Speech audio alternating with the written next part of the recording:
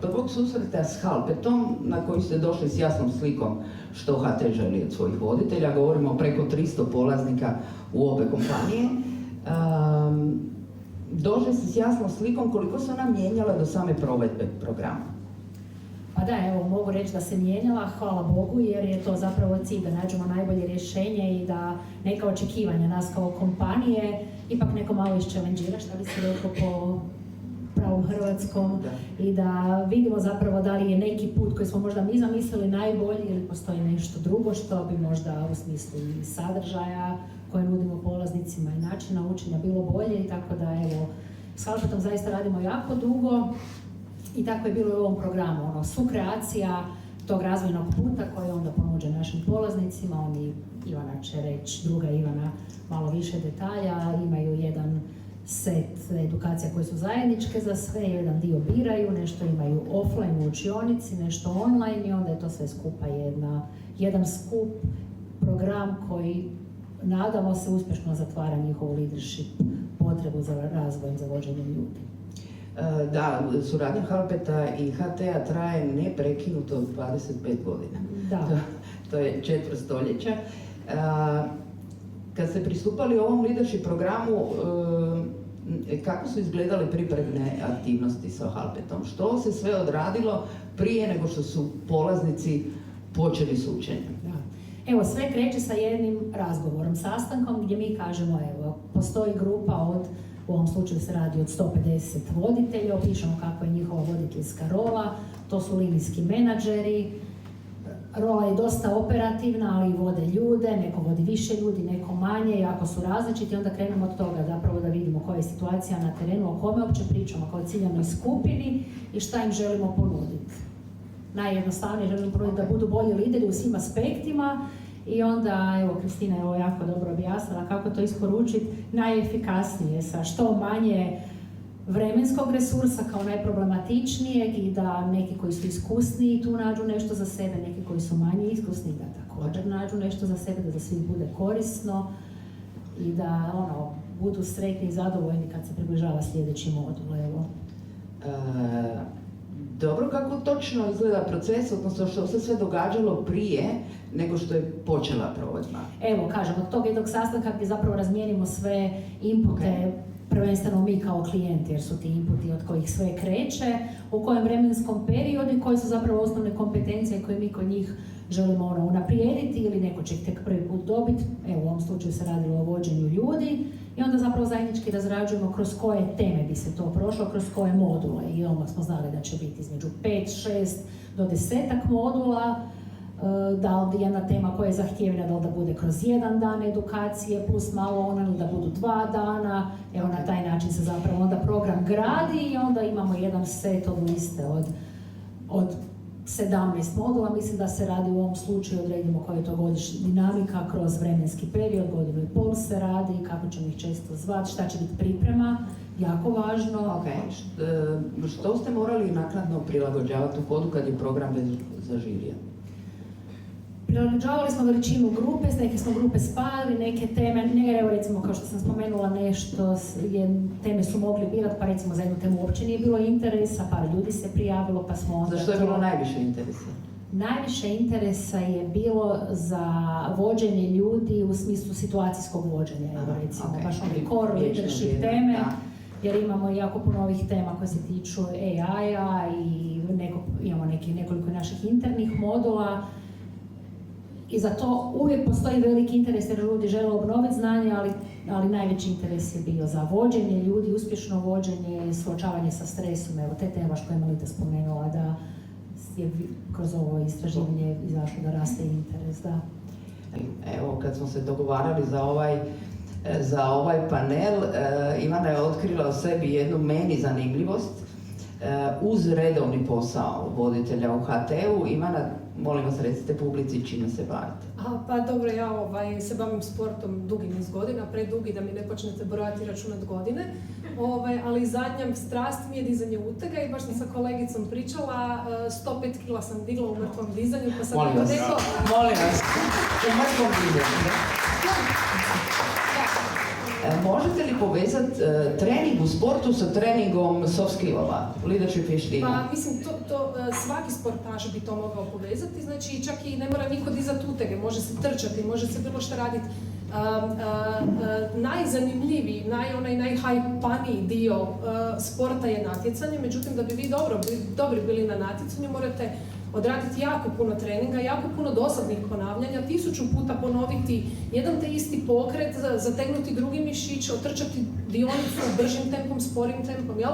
I to je nešto što je čini razliku između stvarnog svijeta kada vi vodite ljude koji bi, ajmo reći, preveli na nekakvo natjecanje i između toga kad vi morate sami sebe motivirati i natjerati pod navodnicima, motivirati da pristupite online dijelu, da ga s razumijevanjem pročitate, da mu se posvetite, da to nije samo jedan odrađeni trening pa koga briga, nego da stvarno damo i u treningu sve od sebe, jer će nam to kasnije utjecati na performans u svakodnevnom životu, u stvarnim situacijama, situacijskom vođenju, kako Igor rekao i slično.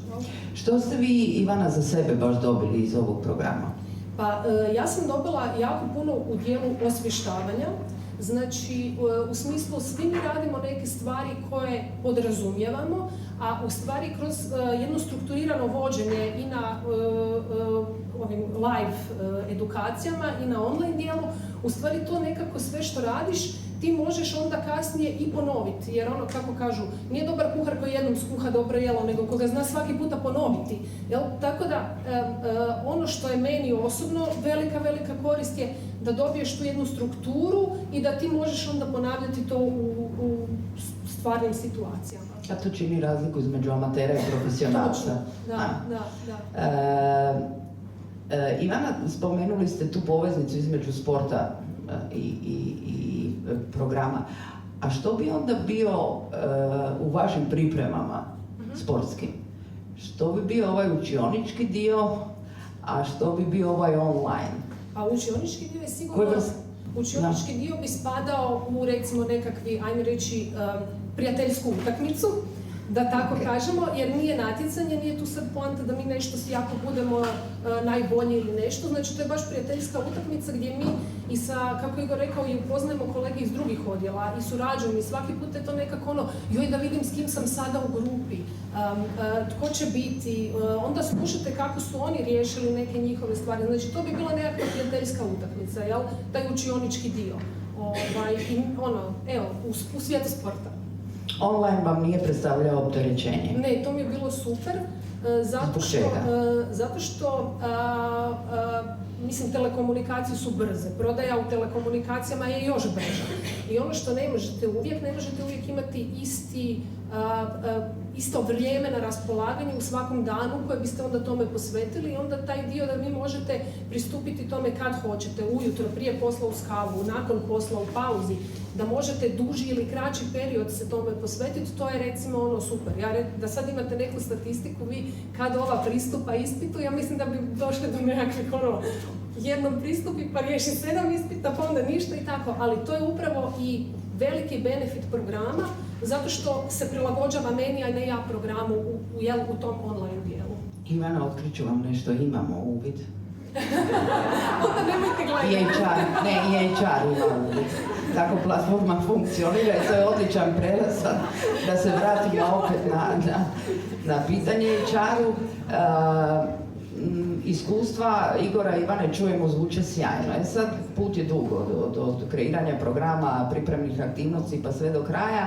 Kako izgleda provedba, praćenje, izvještavanje i jesu li baš svi zaposlenici ovako motivirani kao Igor i Ivana za sve zadatke? Kakva su tu iskustva? Pa da, evo, priprema, nakon što smo zapravo napravili ovu pripremu, ajmo reći, iza pozornice, je to da ljudima javimo na koji način će se program odvijati, šta im se nudi kroz taj program, koji su benefiti za njih najvažnije. Mogu vas samo tu, kako ste to radili?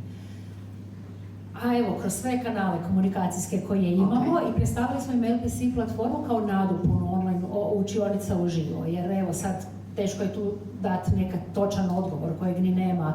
Neko više voli online, neko više voli offline. Nama se definitivno pokazalo da je kombinacija najbolja, ali opet ne kombinacija na bilo koji način, nego ih prvo pozvati u realnom vremenu offline i objasniti im da je LPC nadopuna jedno mjesto kao, ajmo, možemo ga smatrati nekim portalom ovog našeg programa, zove se konkretno uspješno vođenje, gdje će naći sve materijale, gdje će naći tu podršku sebi, svom leadership razvoju, u smislu nekakvih još dodatnih upitnika smo imali, smo 360 testova, online edukacija koje su nadopune učioničkih, ali ja kažem, kad mi se to sve reklo i objasnilo u kontaktu uživo i gdje se to točno uklapa, tipa, evo, na primjer, konkretan primjer, kad se radi u učionici neki roleplay, onda mogu još sličnih primjera naći u praktičnim vježbama na online. Onda oni točno znaju zašto ulaze unutra, tako da evo, po ovoj statistici koju vidimo koliko ljudi ulazi iz ovog programa u LPC,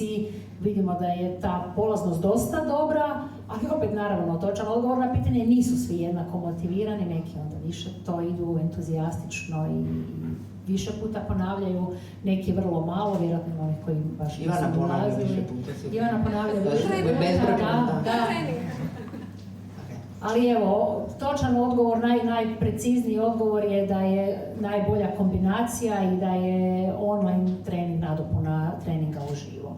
Brojke su sjajne, tu su na ekranu, nema potrebe da ih čitamo, zaista je broj završenih programa, broj sati edukacije, to ste i očekivali. Donekle, evo, kod Maistre je bilo iznenađenja, HT je naviknut na online dio. Što je vas možda iznenadilo? Je li bilo nekih neočekivanih benefita od ovog programa? Pitam iz HR kuta. Da.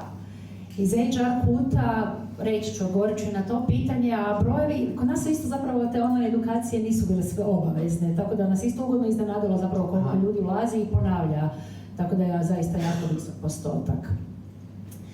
Mi smo ovo postavili da će nam LPC platforma primarno služit ćemo, ona služi za educiranje i za polaganje raznih testova znanja koji su njima isključivo podrška, znači to ne služi za nikakvu kontrolu. Ali jako nam je bilo važno da to bude jedno mjesto gdje će se uploadati svi materijali s edukacija, svi neki dodatni materijali koji smo mi iskreirali u učionicama, jer ne znam, evo, ko je tu, kolege su iz HR-a, ima ih dosta. Ta komunikacija je zaista vrlo zahtjevna oko slanja na mail materijala, pa onda neko to može naći, ne može ako mu treba za par mjeseci, tako da evo nas je ugodno iznenadilo da ima blizu 0 upita vezano za gdje mi je priprema, šta trebam popuniti, jer imamo jako puno pripreme u LPC-u, zapravo za svaki trening, znači takvih upita nema. Jedini su upiti da li ja mogu doći u neku drugu grupu. Evo, tako da smo zapravo eliminirali sav taj jedan logistički korak koji je zapravo dosta opterećujući za HR, jer evo, na LPC-u je zapravo sve je toliko jasno i dostupno da takvih upita uopće nema. Kako se pripremaju i gdje su i materijali. U nekom trenutku ste napisali u komentaru jednom na LinkedInu da procjenjujete da ste smanjili broj mailova za 80%. Da, možda i više. Kao nuspojava leadership programa. Da, evo, to je zapravo iz aspekta HR-a Mirela jako veliko rasterećenje, ajmo to tako reći. Plus reporti koje onda redovno dobivamo, možemo onda tu popratiti kojom god hoćemo dinamikom, mjesečnom, dnevnom, tjednom, kako zapravo ljudi pristupaju.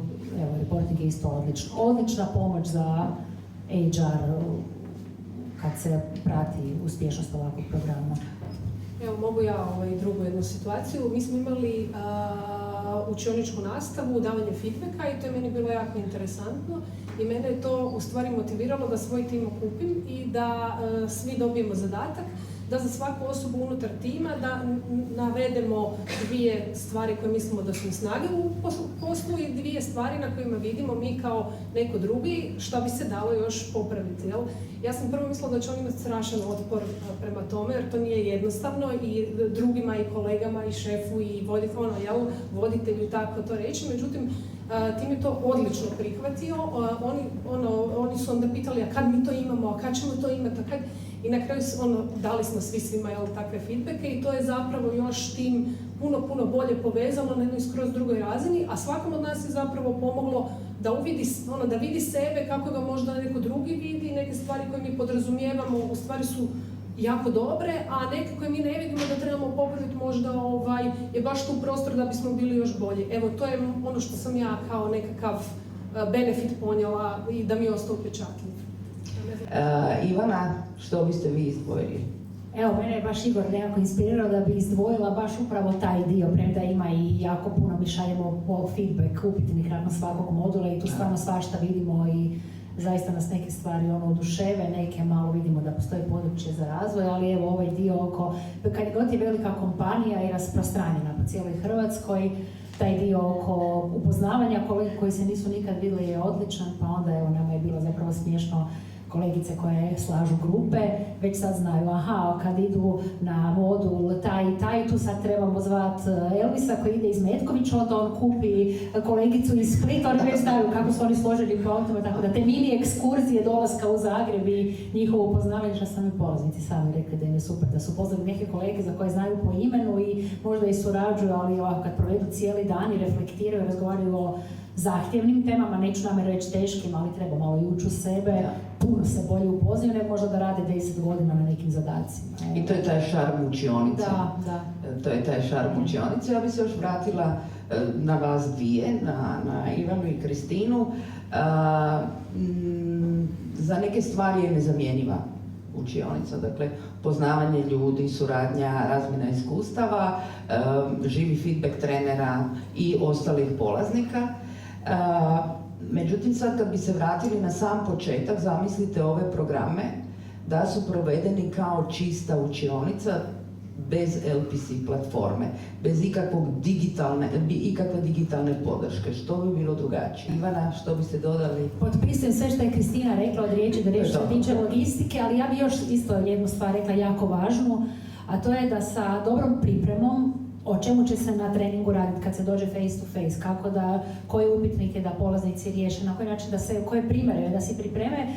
Treninzi i učionici su bili puno efikasniji i puno bolji i neke teme su se mogle odraditi u manjem broju dana. Mi bi vjerojatno trebali odrađivati veći broj dana, da je sve to što je odrađeno online kao priprema i ljudi došli spremni i onda mogli krenuti na praktičan rad i samo sa kratkim uvodom više vježbati u učionici, povećala se cijela efikasnost zapravo treninga.